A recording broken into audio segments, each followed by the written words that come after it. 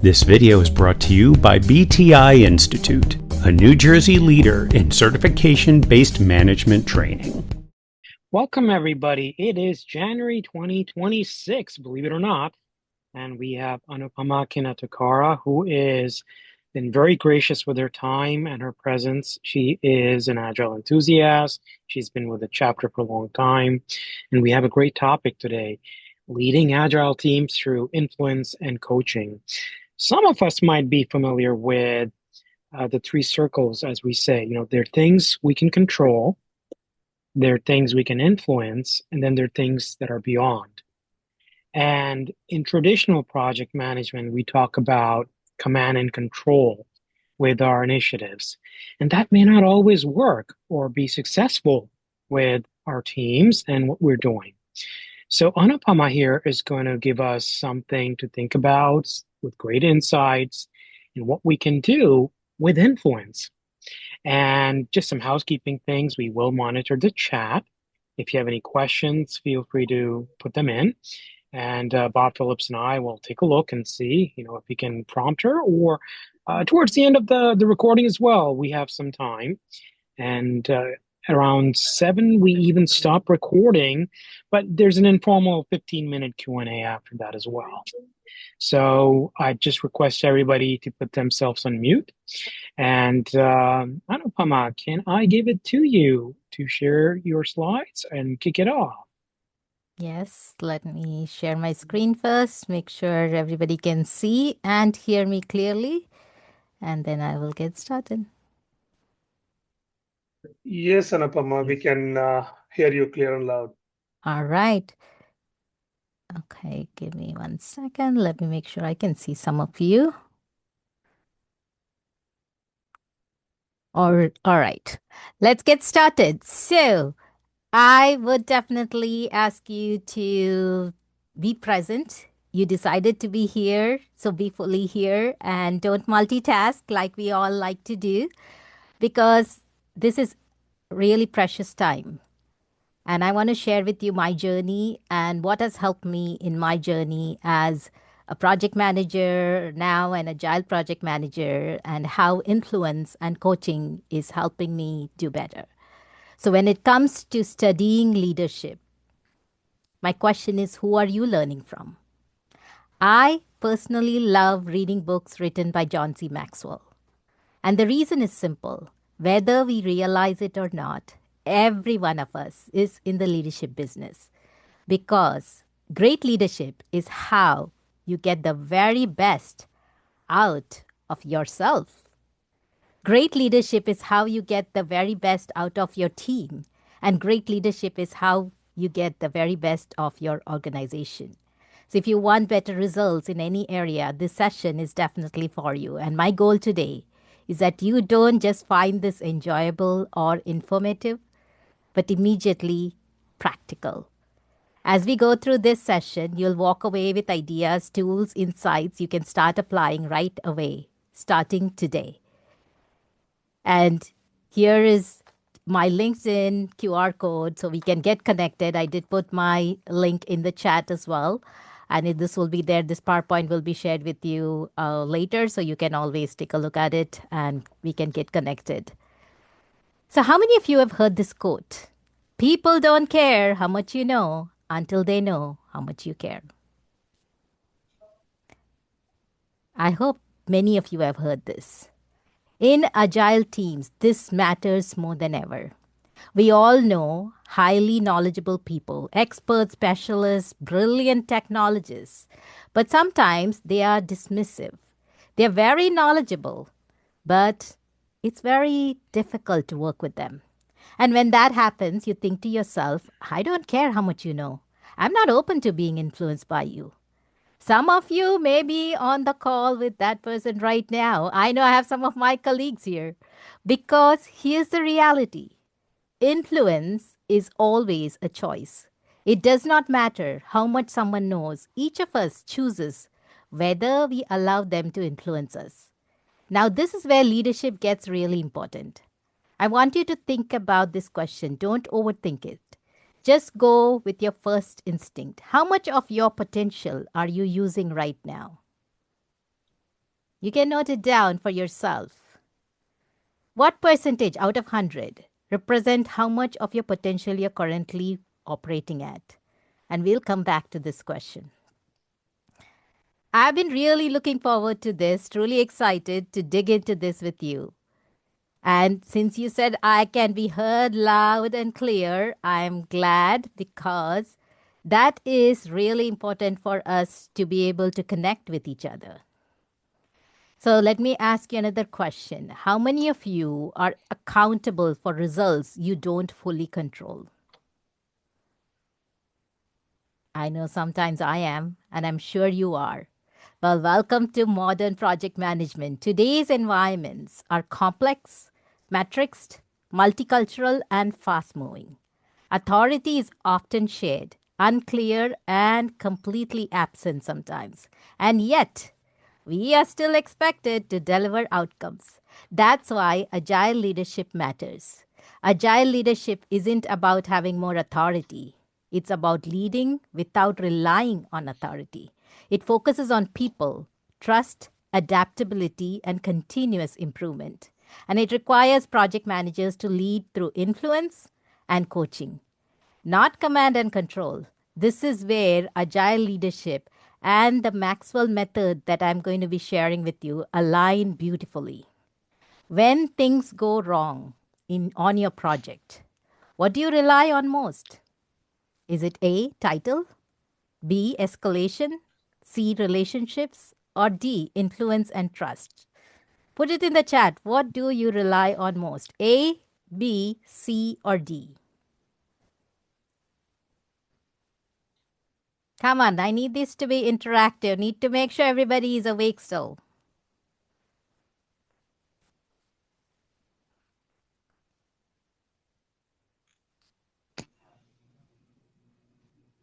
Relationships in my case. All right. Good. I see a lot of C's and D's. And I hope it is honest answer, right? Because sometimes we do rely on title. We do rely on escalations. But majority of the time, we want to make sure we are relying on relationships and on trust. Sorry, let me go back 1 minute. John C. Maxwell defines leadership in a way that feels almost too simple. He says, leadership is influence, nothing more, nothing less. You notice what's missing from that definition? No mention of title, no mention of authority, no mention of hierarchy. That's exactly why this philosophy fits agile leadership. Agile teams are self-organizing, authority is distributed, and alignment happens when leaders can influence, not enforce. So what is agile leadership? In one word, what makes leading projects hard right now? It could be complexity, stakeholders, authority, change, culture. Every one of these could impact our leadership. Everything is going to come down to agile leadership assumes one powerful truth. People don't perform their best because you told them to. They perform their best because they choose to. Agile leaders create environments where teams feel safe to speak up, experiment, and improve. And that kind of leadership is never forced, it is earned. John Maxwell's famous quote is, everything rises and falls on leadership. And when you first hear that, you might think, everything? Really? Everything rises and falls for everyone? All the time? Yes, everything. Because in projects, when leadership is strong, teams are aligned, decisions are clear, and momentum builds. When leadership is weak, even the best plans struggle to survive. Now, maybe you're sitting there thinking, okay, I didn't even realize leadership was a thing. And if it is a thing, what exactly is it? John keeps it very simple, practical, and easy to apply. Leadership is influence, that's it. And for project managers, this matters because most of the time, we don't lead by authority. We lead by influence. If you don't have influence, you can't align stakeholders. You can't move decisions forward, and you can't lead a project to success. But when you do have influence, even without a title, you can change outcomes. And let me give you an example. My dad and my mom. If my dad says something, the first person that I would look to was my mom saying, do I really need to do that? And she'll give me a nod and I'll go ahead and do it. Guess what? My dad had the title. He was the head of the household, but the influence came from my mom. And that applies at our workplaces too. So if I don't have influence, I can't lead, can I? No influence, you can't lead. If you do have influence, then guess what? You can lead even if you don't have the title. So while there is value in the items here that I'm going to bring forward, which you might be familiar with, at the bottom, we value the items at the top. Responding to change over following a plan. Customer collaboration over contract negotiation. Working software over comprehensive documentation. Individuals and interactions over processes and tools. This is the Agile Manifesto. As I am preparing for my PMIACP, this was the first thing that caught my attention. So the next question is, how do you actually gain influence? You gain influence by valuing people. Now in Agile, this doesn't sound new because individuals and interactions over processes and tools, that's valuing people, right? So let me ask you, can you value people? I hope the answer is, of course, you can. Can I? Yes. Can everyone tuned in today or going to be watching the recording value people? Yes. Every one of us can choose to value people. That doesn't mean we always do it. It doesn't even mean we always agree we should, but we can. And when we value people, we gain influence. And when we gain influence, we can lead without authority. So here's the challenge. Most organizations don't treat leadership as a separate skill. I've seen this again and again, and I'm guessing many of you have too. In agile environments especially, we often assume that if someone is great at the work, they'll automatically be great at leading the work. So let's use an agile team as an example. We have a strong delivery lead, maybe a scrum master, agile project manager, or a team lead. They understand people, they create clarity, the team is engaged, involved, motivated, and delivering well. Then they get promoted or recruited or moved on to another initiative, and the team panics. What's going to happen? Leadership responds with the familiar solution. Don't worry, we'll promote from within. And who gets promoted? The best developer, the best analyst, the best technical expert. Because that's how most organizations still think. Who is the best? Who has the strongest technical skills? Who delivers the most output? Here's the problem. The best specialists don't automatically make great agile leaders or great leaders in general. Why? Because they are often still attached to the work, not the team. So now this brilliant individual becomes the leader. And what do? Exactly what they did before. Just with a new title, higher pay, and fewer stand-ups maybe. And the team feels it immediately. Psychological safety drops. Collaboration suffers. Engagement fades. And when teams are unhappy, what happens? People leave. And not everyone, just the best ones. The 9s and the 10s. The people with options. Suddenly, delivery slows. Morale drops. Capability shrinks. Then leadership steps in. What's going on here? I trusted you. The role gets pulled back. Control tightens, more change, more disruption. And when the dust settles, what actually happened? The organization lost top talent. Critical knowledge walked out of the door. New people were hired in a hurry, often at higher cost. Senior leaders spent valuable time firefighting. And the once high-performing specialist is left frustrated, disengaged, and labeled a poor leader. This is exactly why agile leadership matters. Leadership is not a promotion. It's not a title. It's definitely not the same as technical excellence. Leadership is a skill. And if we don't develop it intentionally, we pay for it every single time. Could it be any worse? It's true, isn't it? All because leadership wasn't recognized as a skill and technical excellence was considered to be the same thing as leadership when it's not. Today, we are going to look at a few of these and explore how you can apply them as an agile project manager, a team facilitator, a delivery leader, or simply in your own life. One of the most powerful ideas that you might already be familiar with is John says, people don't quit companies, they quit people. Now think about an agile organization chart for a moment. When someone on a team says they are unhappy, what do they usually say? This company is terrible? And we've all heard this. Even in organizations with 50,000 or 60,000 people across the globe, the company doesn't care. The company doesn't develop people. The company doesn't support teams. What are they really talking about? John's point is simple. People don't experience a company. They experience a leader. Very often, the frustration isn't with the organization at all. I am standing here next to the CEO of Maxwell Leadership Team and other leaders in the organization. I love the leaders and they represent the organization. I love the organization. People don't quit companies, they quit people. It's with one relationship, one product owner, one agile project manager, one line manager. And in that moment, that person becomes the company. Everything else, the executives, the strategy, the brand disappears into the background. Leadership behavior shapes team experiences aligned with agile teams. And psychological safety goes with individuals and interactions. Teams feel safe to speak up and collaborate.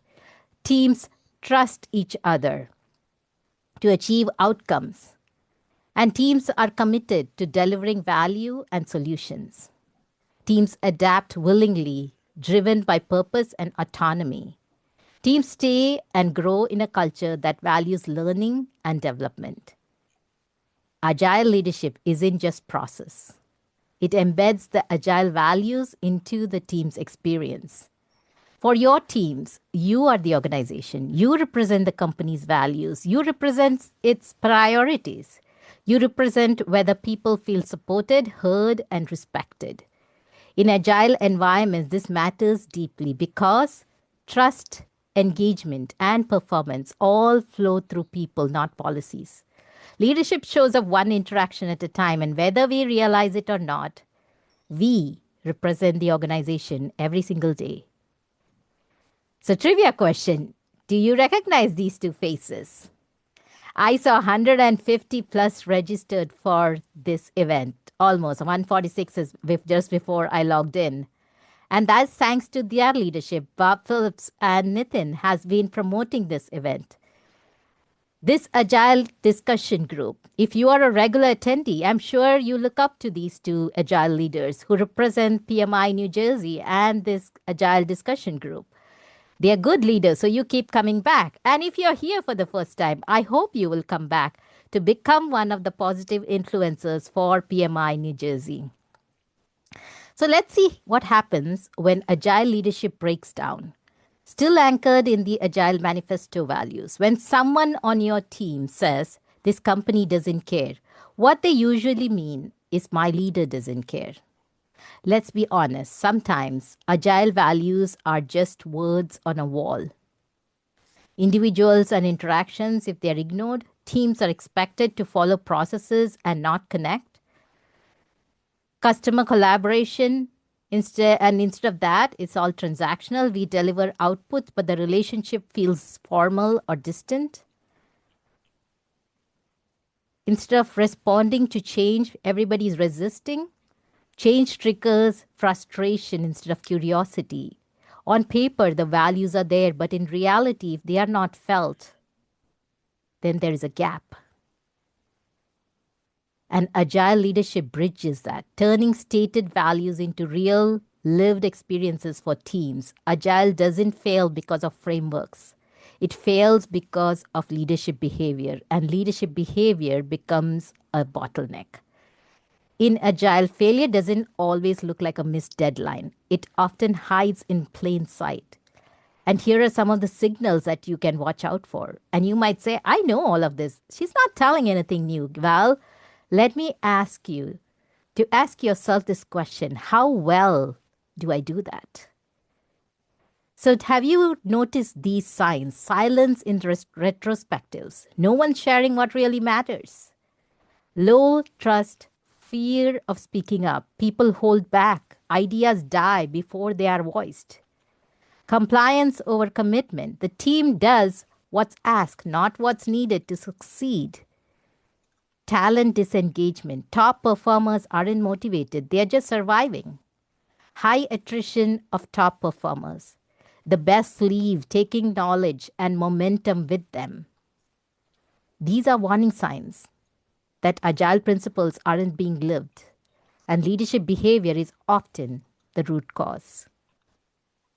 So, what does that mean to us? Our role as agile leaders is to notice these signals early and take action before they become crisis. This is what teams experience when people say agile isn't working. This is usually what they are describing. The ceremonies are there, the tools are there, the language is there, but the leadership behaviors aren't. Again, employees don't quit companies, they quit leaders who devalue them. When someone says this company is not good, what they're often describing isn't the organization at all. More often than not, it's their relationship with one person, their line manager, their delivery lead, their agile project manager.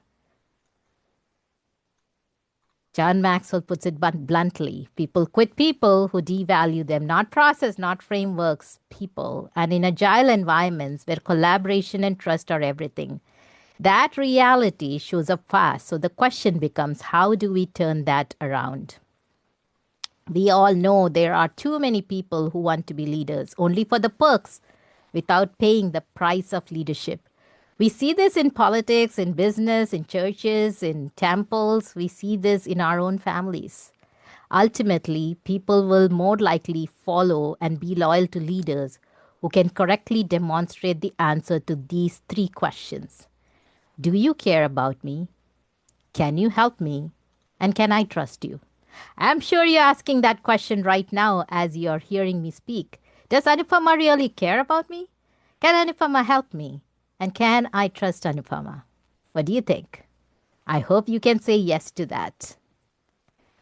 Because agile leadership isn't just about avoiding devaluing people. It's about actively valuing them. And valuing people doesn't have to be complicated. Now, here's the key for us as agile leaders. The problem isn't that we don't have genuine things to say to our teams. We see great work every sprint. We see people stepping up, collaborating, helping each other. The problem is we are busy. We are focused on delivery, on blockers, on stakeholders, on the next deadline.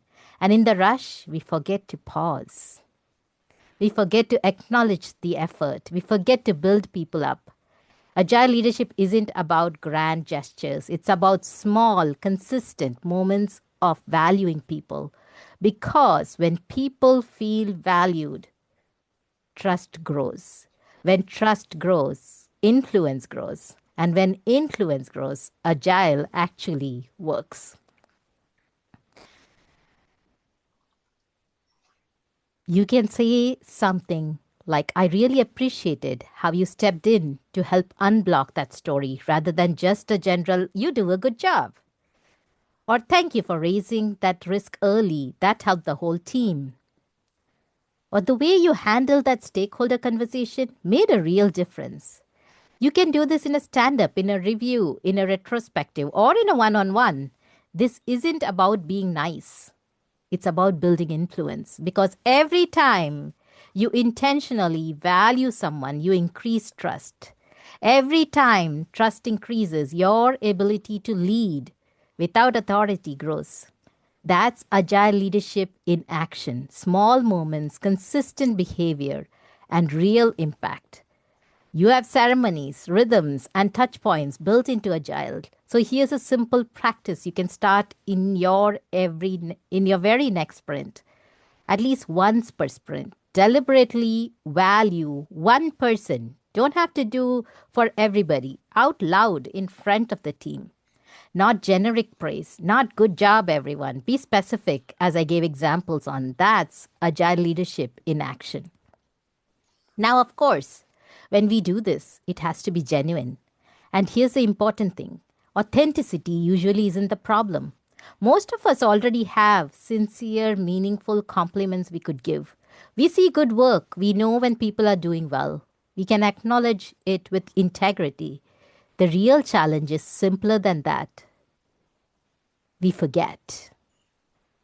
We get busy. We move on to the next backlog item, the next risk, the next meeting. And in that busyness, we forget to pause. We forget to be intentional. We forget to build people up. So this becomes a coaching moment, not about changing who we are, but about increasing our awareness. When we notice it, we can choose it. And that choice will make a real difference. So let's talk about what leadership really looks like in today's project environments. For most of us, leadership doesn't come with heavy authority. We don't get to command outcomes into existence. Instead, we lead through people, through trust, through adaptability, through a commitment to continuous improvement. As agile project managers, our influence doesn't come from a title. It comes from how we show up, how we listen, how we coach, how we create space for others to do their best work. This isn't command and control leadership. It's influence-based leadership. And when we get this right, we don't just manage projects. We enable teams, unlock potential, and create momentum that lasts. So let me introduce you to my mentor, John C. Maxwell, and some of the books that I have been studying and applying in my leadership journey these past few years, and to be precise, since 2019. So I'm going to take a pause to see if there are any comments, questions in the chat that I missed while I was speaking for the past 25 minutes.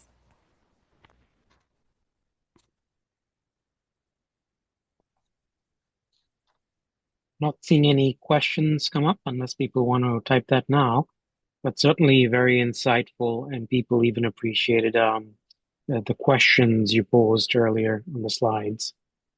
Thank you. All right, I'll keep going and I'll pause again later. If you were to choose one book of that pile, which would it be? Good question. So I would say Developing the Leader Within You. And what I'm going to talk about today with the 5 levels of leadership is from this book. Because we need to develop ourselves. What I learned is the most difficult person to lead is you. If you can lead yourself, you can lead everybody else. So that book taught me that. All right. So on your current project, where do you operate most often? Is it level 1 position, influencing by role or title? Level 2, permission, influence through relationships. Level 3, production, influence through results. Level 4, people development, influence by growing others. Or level 5, pinnacle, influence across the organization. There's no wrong answer because influence is situational, not permanent. You move up or down depending on context and opportunity. So just pause and think about it. How do you lead now? And then we can see how you might be able to lead better tomorrow. One of the core ideas behind Agile is that teams are self-organizing. That means decisions don't live at the top. They live with the people doing the work. Authority in Agile isn't enforced, it's shared. And that changes our role as Agile project managers. We don't succeed by directing every move. We succeed by creating alignment. Because when authority is shared, influence becomes everything. Influence is what brings people together around a common goal. Influence is what fuels motivation when things get hard. And influence is what ultimately drives performance. In agile environments, the teams that perform best are in the most controlled. they are the most aligned. And alignment doesn't come from a title, it comes from trust, clarity, and how we show up every day. So these are some leadership insights that I keep in mind that has helped me in my leadership journey. It says leadership is influence. Our influence with others is usually not in all areas. With influence comes responsibility. My influence with others is either positive or negative. Our influence can grow, and people of positive influence add value. But in addition to that, I also remind myself about this leader's prayer by Pauline H. Peters. It says, God, when I'm wrong, make me willing to change. When I'm right, make me easy to live with. So strengthen me that the power of my influence will far exceed the authority of my position. Earlier, we defined agile leadership as leading through people, trust, adaptability, and continuous improvement. At its core, all that comes down to is one thing: influence. Influence isn't everywhere. You might have it in some areas of your project or with some team members, but not in all. Influence carries responsibility. How you use it matters. It can be positive or negative. Influence grows with practice, feedback, and coaching. Your ability to guide, inspire, and support others expands. And people of positive influence add value. They don't just manage tasks, they lift teams, improve engagement, and drive results. Think back to this leader's prayer. Influencing others is far more powerful than authority. In Agile, where teams are self organized, authority is shared, your positive influence directly determines alignment, motivation, and performance. So, as Agile leaders, our goal isn't to just complete projects. It's to grow influence that adds value, lifts teams, and strengthens the organization.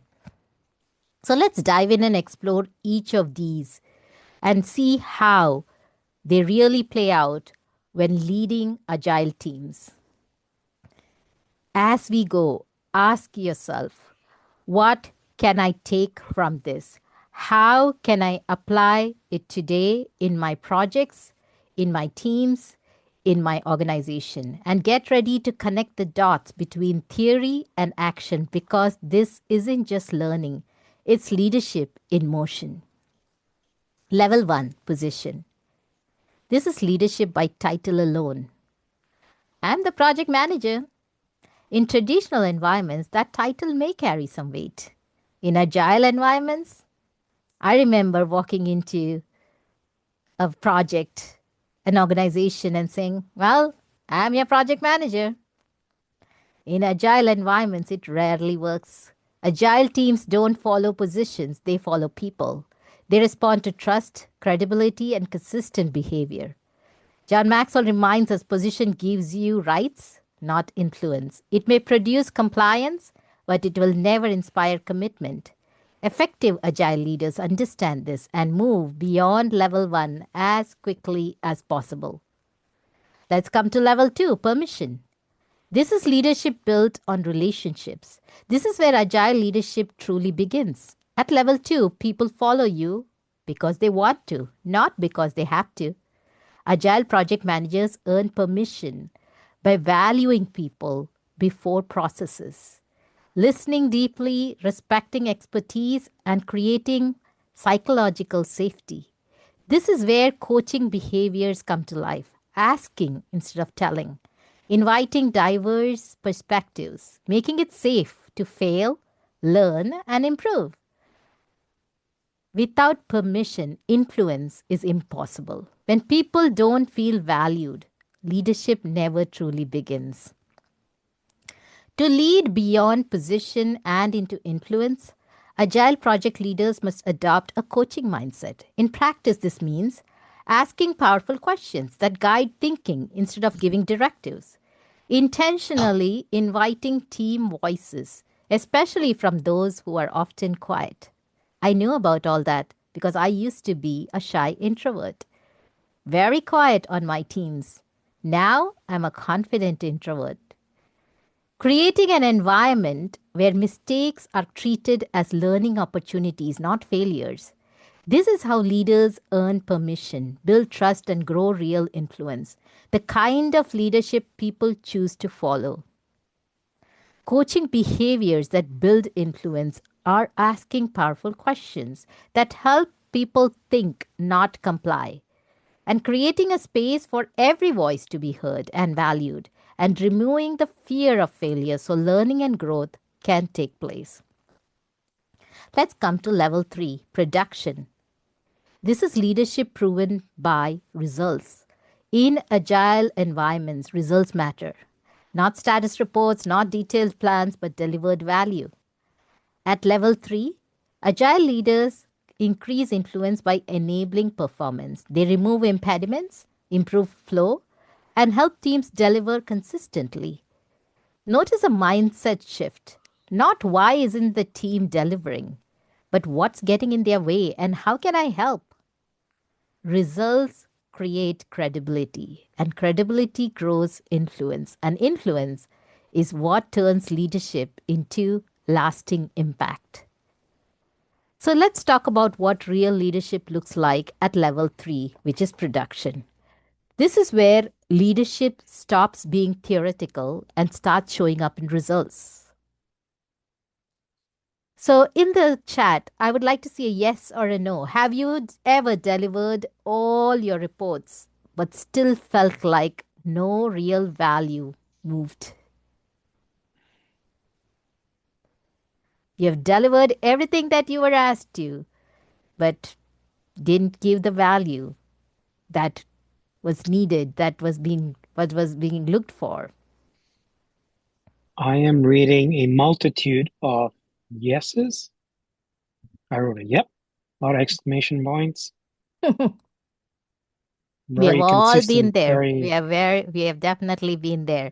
So we are in the same room, in the right room. At level 3, agile leadership is not about being busy. It's about delivering value consistently.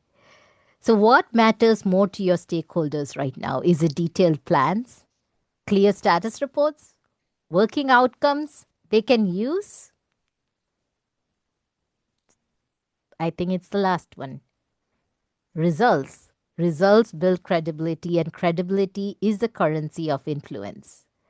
So here's a leadership test. If your team is stuck, is your first instinct to push harder or to ask better questions?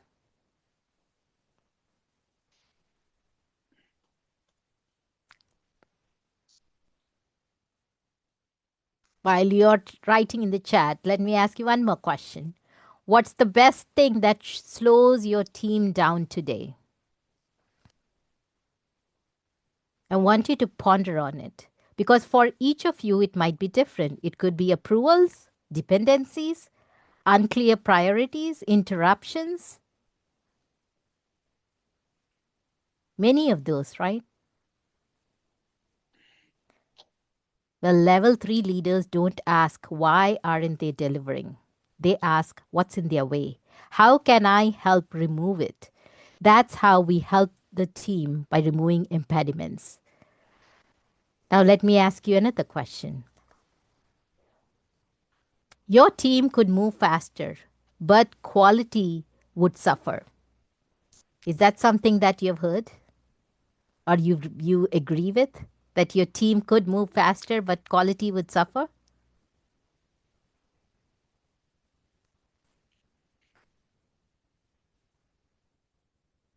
I know I have made that statement when I was asked to push things faster. We need this done now.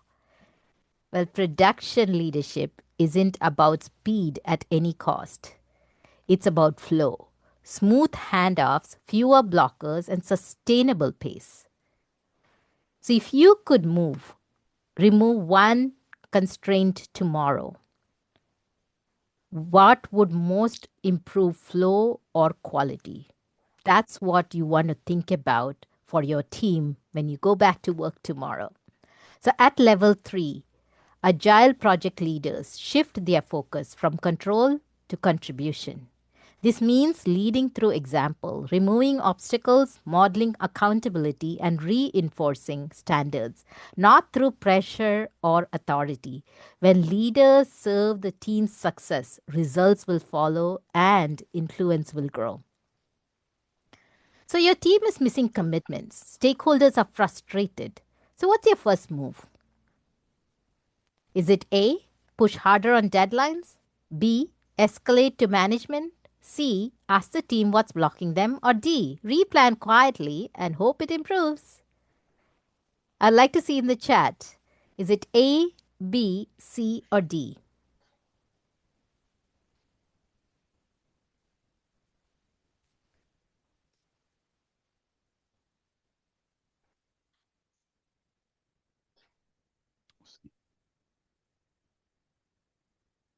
I see a lot of A C's. lot of people are doing C's. Yes. Only one option increases influence and results in long term sustainable results. That is the C. Results follow support, not pressure. Remember this quote? People don't care how much you know until they know how much you care. Because here's the reality: influence is always a choice. It doesn't matter how much someone knows. Each of us chooses whether we allow them to influence us. And I asked you a question: how much of your potential are you using right now? I want you to try to get that number up this by the end of this week. I know I am not using my full potential. Why? Because as I'm learning and growing, my potential is increasing. So I'll never reach that 100%, but I'm always striving towards it. And I hope you are too. At one time, Andrew Carnegie was the wealthiest man in America. He came to America from his native Scotland, where he was a small boy. He worked on a variety of odd jobs and eventually ended up as the largest steel manufacturer in the United States. At one time, he had 43 millionaires working for him. In those days, a millionaire was a rare person.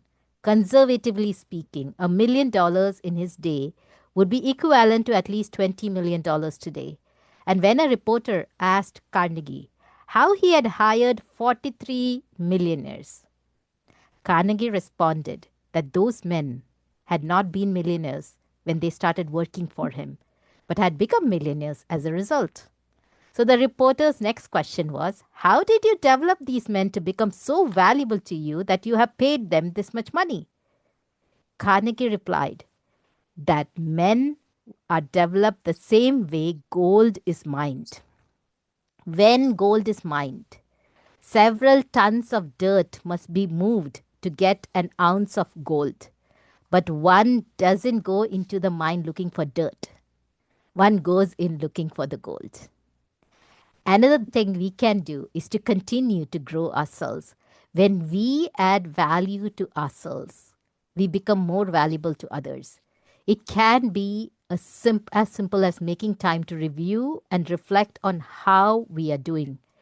When I talk about taking time to reflect, I'm talking about taking time each and every day to pause and think about how to get better at what you do. And it could be anything.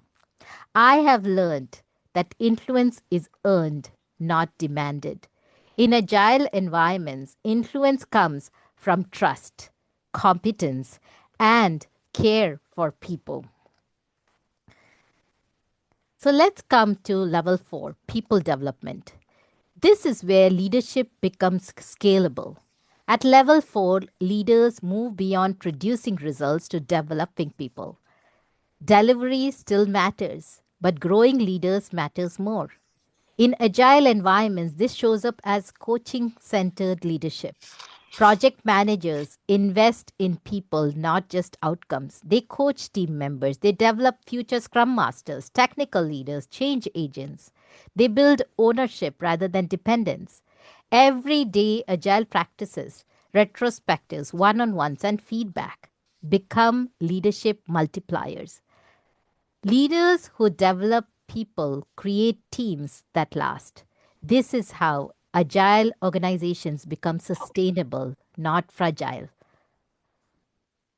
I hear someone's, I think there's some disturbance. If whoever is not muted, if you can mute yourself. Thank you. Level 4, leadership by people development. Up to this point, leadership has been about you, your role, your relationships, your results. Level 4 is where leadership stops being personal and starts being scalable. John Maxwell says it as leaders become great not because of their power, but because of their ability to empower others. I'll repeat that. Leaders become great not because of their power, but because of their ability to empower others. At level 4, Agile project leaders lead by developing others. The focus shifts from managing work to multiplying leaders. In practice, this means using everyday Agile tools as coaching tools. One-on-one coaching conversations. Let's start with one-on-ones. How many of you have one-on-ones? How many of your one-on-ones turn into status updates? At level 4, one-on-one shift from reporting to coaching. One question I could ask to help someone grow is, what would you say? What can you ask to help someone grow? That might be the next question that you can ask in your coaching session. Retrospectives are one of the most underused leadership tools in Agile. At level 4, retros are no longer about fixing the sprint. They're about growing the people. What behavior mindset, not process, would most improve your team's future? Think about that. And your next retrospective, maybe that's a question to ask and ponder over as a team. Who on your team could lead more if someone believed in them a little louder? I became a project manager because one of my project managers brought it to my attention that I could be a good leader when I was still a developer. I had never even dreamed about leading anybody. I was happy being a developer. But she saw something in me and she spoke it out loud, and here I am. That's level 4 leadership. Feedback isn't correction, it's investment. Mentoring isn't extra work, it's legacy. As a level 4 leader, what's your next best move? Is it A, keep making decisions to protect delivery timelines? Or publicly assigning the person? And here is the scenario. I should first read the scenario before I give you the options. So you're leading an agile team delivering a critical product. One of your strongest developers consistently steps up during issues. They solve problems fast, others trust them, and leadership often looks to you. But this person is clearly influencing the team. So here's the challenge. The team has started relying on you for decisions instead of growing this emerging leader. So in this case, what is your best next move?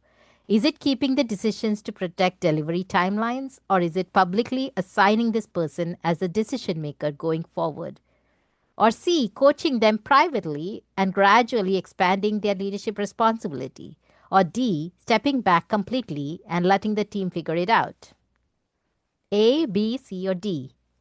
Put it in the chat. And I am keeping an eye on the time. We have 10 more minutes.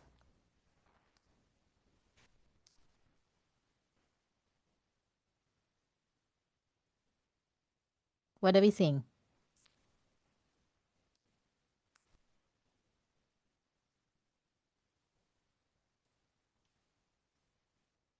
Everybody seems to be getting the right answer. That's good. Oh, that's my alarm for warning. All right. So level 3 focuses on results. Level 4 focuses on who can deliver results tomorrow without you. See that? That's the difference. So the strongest level 4 response is C. Coaching builds confidence. Gradual responsibility builds capability. Ownership replaces dependency. Leaders become great by developing others. At level 4, your success is measured not by how needed you are, but by how replaceable you have made yourself. Finally, level 5, pinnacle, leadership by legacy. Level 5 is the highest level of leadership John Maxwell describes. It's called pinnacle, and it's rare. Not because it's unreachable, but because it requires leaders to stop building themselves and start building something that lasts without them. At this level, leadership is no longer about your influence. It's about the influence you have embedded into the culture. Teams don't wait to be told what to do. They lead themselves. Continuous improvement isn't forced. It's natural.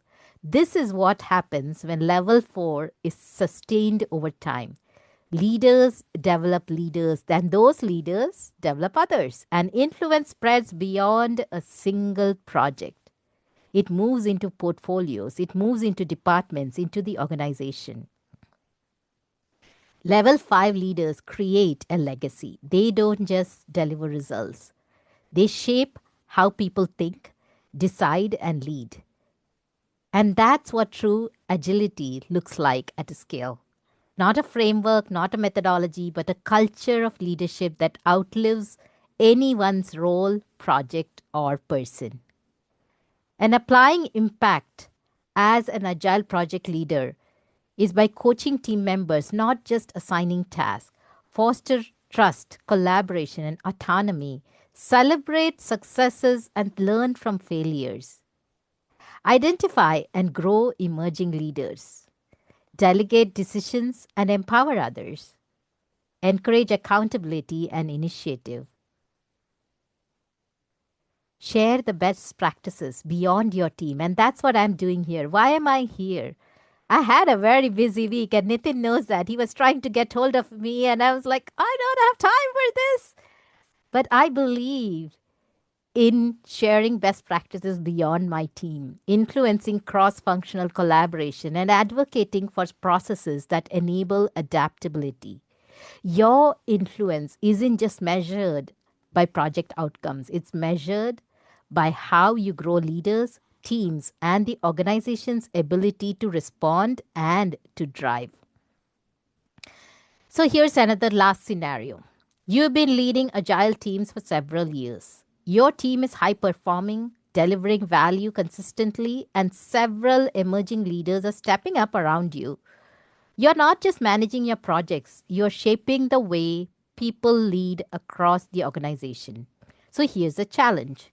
You notice that while your immediate teams thrive, leadership across other departments are struggling with agile adoption. Your influence could make a systemic difference, but it requires stepping beyond your day-to-day projects. Level 4 is about developing leaders around you. Level 5 is about creating a legacy where leadership multiplies throughout the organization. So which one is your best next move? Is it A, lead only your team? B, coach leaders across teams? C, train future leaders? Or D, influence organizational change? Which is your best next move? Let me see in the chat. C or D, D, C, D. You're all going to be quite surprised. Ah, I see a B now. Well, here it is. It's B, C, and D. They are all aspects of level 5.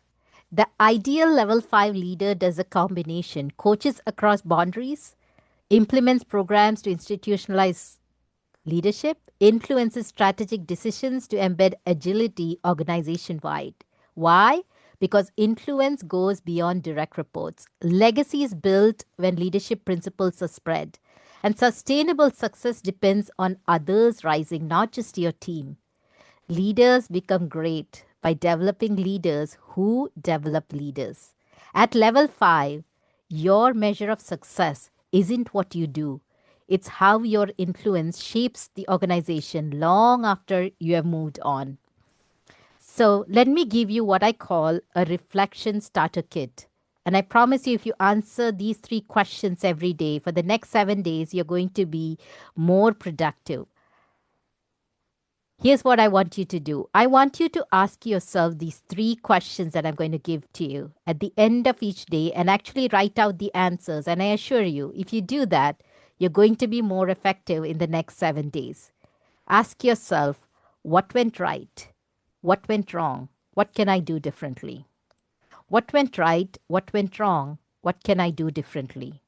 If you take the time to answer these questions every day, you won't keep going around the same mountain again and again every day. And this applies in so many different areas. I've started doing this for quite some time now. And it's serious because we can stop dealing with the same problems by taking just a little bit of time to reflect. And don't forget, lead yourself better and others will follow. You keep dealing with the same thing, but if you reflect and you take action, you will be able to lead better. So I'm going to end here. I do have a few more slides, but I know it is time, so, and I like to end on time. So I will hand it back to Jansi, and you will see all the rest of the slides when they share the PDF. Thank you.